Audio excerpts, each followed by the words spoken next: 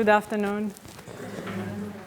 I hope everyone enjoyed the lunchtime and meeting new colleagues. It's my honor to be here with you, and I want to thank again the organizers for the invitation. I'm going to talk about literature and how can we use it effectively in the Arabic classroom to teach language and other things besides language. So when I first read the title of the conference, Rising Conflict in an Era of, what's the title exactly? Can you remind me? Because I don't have the program with me.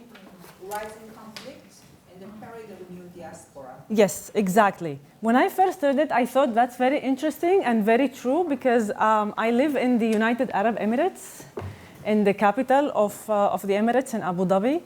And lately, we've seen a lot of rising tensions in the region, in the Arab or Persian Gulf. We see a lot of diaspora. In the Emirates, for example, 87% of the population is non-local. And there is also some sort of, this tension and diaspora and conflict is kind of translating in the way and the materials we're using in teaching Arabic lately. And this ties to the title of my conference. What can we offer to our students through literature, and how can we teach them about all of these characteristics of the region? So literature typically relates to the reading skill in the language classroom, right? And I want to take a moment just to review the trends that we've been seeing in the teaching of Arabic for the last 20 or 30 years. We oftentimes, in the textbooks and the materials, we expose the students to Turath and what Arabs have kind of inherited from their history and the past. We use a lot of political texts to teach them what's happening in the Middle East, text from the newspapers or the media, TV. And literature has been typically used in the translation classroom. In European programs, until this day, we use literature to, teach the language through translating word by word novels. And while these are all important skills that we need to expose our students to, we run some risks sometimes. The risk, first of all, is that by teaching Al-Turath, we give the impression to the student that there is nothing interesting happening today in the Arab world, that all they have is Turath, something from the past, something that's over, that's dead. We also run the risk by teaching only about politics that we portray the Arab world in a negative way because there is tension, there has been tension for a while, and tension is not going to go away soon, it seems, right? And by focusing on literature, only on translation, we run the risk of getting students bored and portraying Arabic language maybe as a dead language that is not spoken. And we also miss a lot of positive characteristics that we find in literature. Another thing we need to take into account is what and how students read in Arabic programs usually. Most of the times we present them short, informative texts that are written by the teachers or that come from the media. We use intensive analytical reading like skimming and scanning. Usually, if you look at the textbooks published and available in the market, the texts are usually at a much higher level than what students can actually do with the language because vocabulary is unfamiliar to them. And so maybe 80% of the vocabulary is unfamiliar for students. This is a study that was done by Gunnar Hansen from Denmark when she looked at the texts, for example, used in Al-Kitab. The content, most of the times, by focusing on kind of neutral themes, then we do not provoke any discussion or controversy in the classroom. And some researchers have tied this to the actual learning in class. If it's not interesting, not thought-provoking, then maybe it's not very conducive to learning. So in this sense, fiction or literature in terms of short stories and novels is lacking most of the times from the curriculum. And therefore, we don't do extensive reading outside of the classroom because we don't have a lot of materials for that. Now, becoming a good reader in Arabic is not easy. If you teach Arabic, you know that it takes years from students, because becoming a good reader, according to Japanese researcher Keiko Koda, is to read fluently and effortlessly, to decodify printed words automatically. The minute we see a word on print, we need to be able to decodify it and give it a meaning. And this usually happens in teaching Arabic as a second language after many years of study. And usually we associate it with advanced and superior learners, not with novice or intermediate, right? This is typically what reading looks like for non-Arabic speakers for many years of their study, right? I'm not saying that reading is easy. It's a difficult path, actually. And this is probably what led me to work on developing materials for the teaching of Arabic that relate to reading literature in Arabic. These are two literature-based textbooks that are published with Georgetown University Press, and they are both written by living authors, a Lebanese author, Huda Barakat, and Saoud Sanousi from Kuwait. And they have been simplified for students at the intermediate, high, and advanced learners after the approval of the authors. And they both follow an integrated skills approach, which means that the activities that come with the text that I simplified work with all four linguistic skills: reading, writing, speaking, and listening. And we also focus on the culture through literature. These textbooks can be used as standalone textbooks. You can integrate parts of those in your course. You can do a reading club. You can do extensive reading or content-based courses if you focus on literature, for example. What research has said is that reading fiction extensively for long periods of time offers some benefits. At the linguistic level, it offers the student the opportunity to gain a lot of vocabulary incidentally, because the vocab of a novel gets repeated over and over throughout the plot. We can sensitize students to the stylistics of the language and its beauty, and therefore this will have an impact on their creativity when they produce written language. Culturally, students gain understanding and appreciation of the target culture, as you all know. It's very motivating for students, because we need also to remember that as native speakers, if we read literature in our own language, we most of the times do it for pleasure. We don't do it to learn anything. We just do it because we enjoy it, right? And this is one of the aims of using literature in the classroom. Psychologically, it's very empowering, because the students feel that they can do something with the language after many years of study, and so it gives them a lot of self-confidence. And at the humanist level, we need to remember that there is a humanist side to literature, and that is we can educate the person in the moral and civic and political responsibility too. I will describe briefly what can we do with a novel like Saq al-Bamboo. The plot happens between Kuwait and the Philippines, and so it is a novel that culturally tackles two different cultures and religions and traditions, and it's a coming-of-age novel, which means that for students who are in their early 20s, they can relate easily with the main character of the plot, because he's a person who is still trying to find his identity. The uniqueness of this novel, as I said, is that it's an original novel written by a living author. It won the International Prize for Arabic Fiction a few years ago. The author is widely acclaimed. And today, Dr. Kim showed me the Korean translation of the book. So it's been translated to... There's be a film. There is a series that was produced in Kuwait too.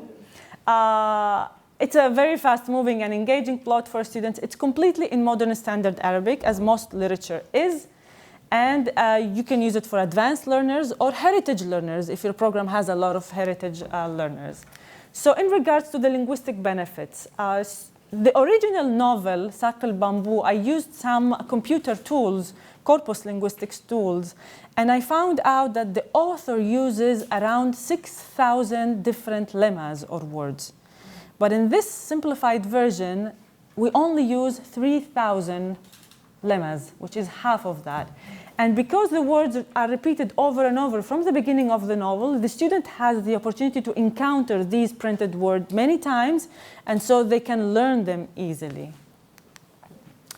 At the stylistics level, we sensitize learners through literature to the stylistics of Arabic language. And we do this by using the noticing hypothesis that my colleague Lama Nassif will talk about in a few minutes. This is how it looks like in the book.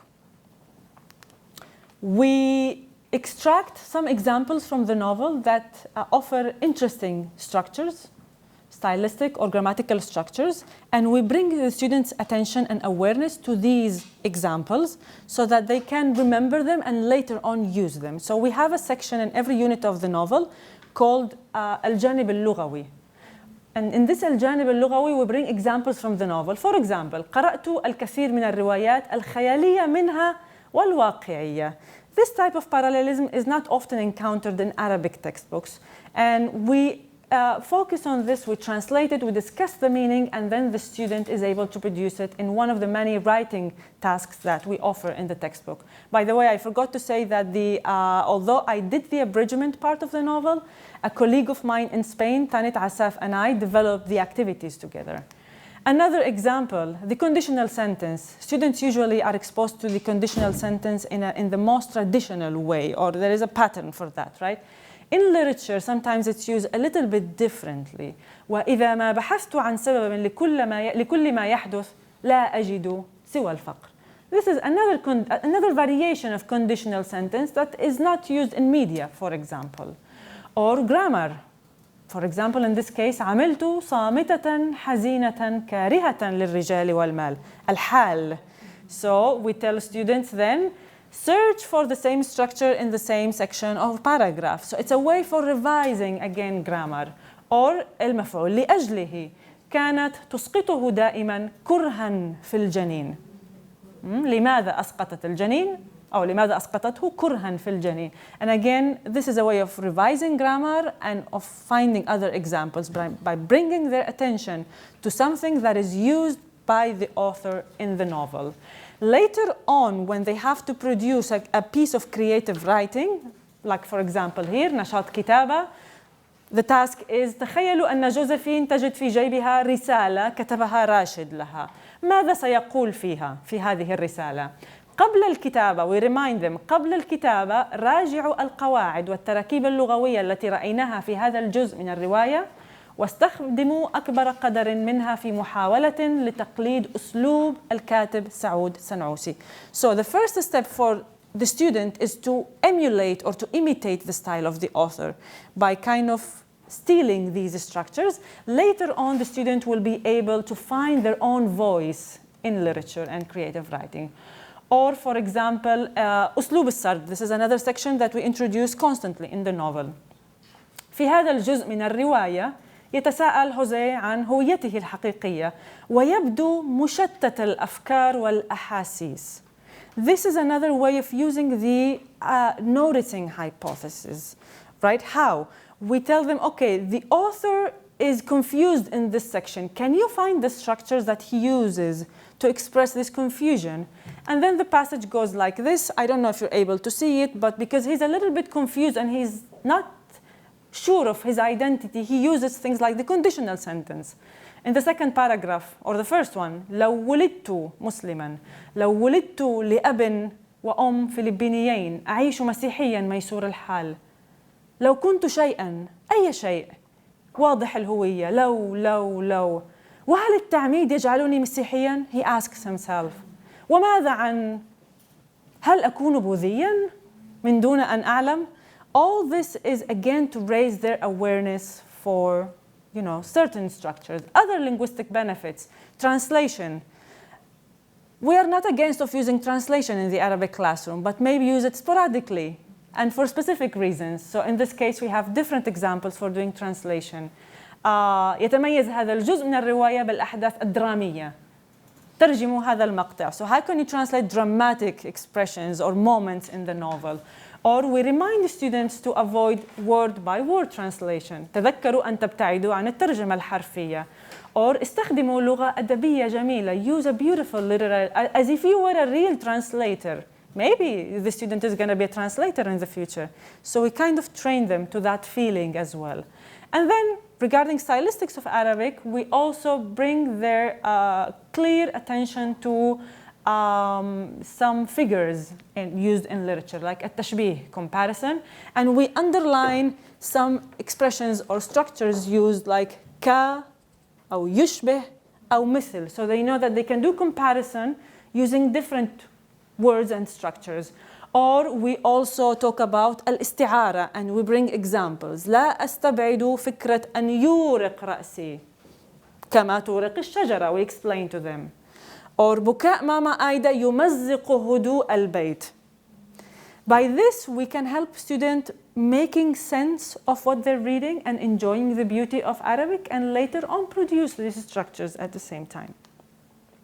Culturally, this novel, because it happens in the Gulf, and I teach in the Gulf, and it has a character that is half Filipino, half Kuwaiti, so they find a lot of information about the religious beliefs and practices of different cultures, popular beliefs in the Arab culture, like the interpretation of dreams or the evil eye or the horoscopes, traditional Kuwaiti music and history and dance, humanistic benefits of reading literature.